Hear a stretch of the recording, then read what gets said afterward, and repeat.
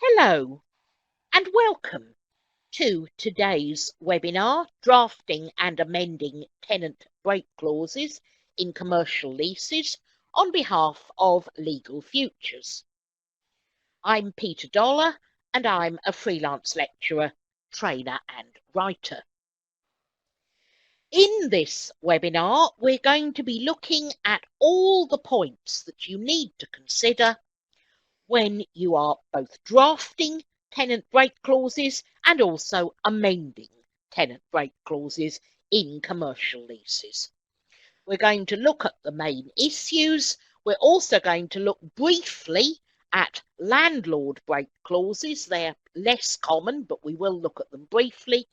And then we will look at two kinds of precedent break clauses. One of them taken from the modern commercial lease and the other one taken from Practical Law Company. So let's get started with a little look at landlord break options. So, as I've said, these are far less common than tenant break options. Why? Because of the effect of Part 2 of the Landlord and Tenant Act 1954.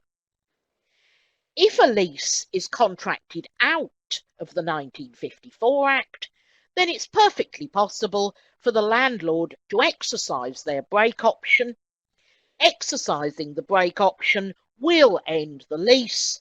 There's no sort of funny business about it. The lease just ends in accordance with the terms of the landlord break option. And something to remember, it is not possible to contract out of the 1954 Act in respect of the landlord's break option only. And I make that point because I have come across lawyers who thought they could do it, who've put the break option in a schedule to the lease, who've purported to contract out the break option without contracting out the lease itself, and who have failed. And indeed, I once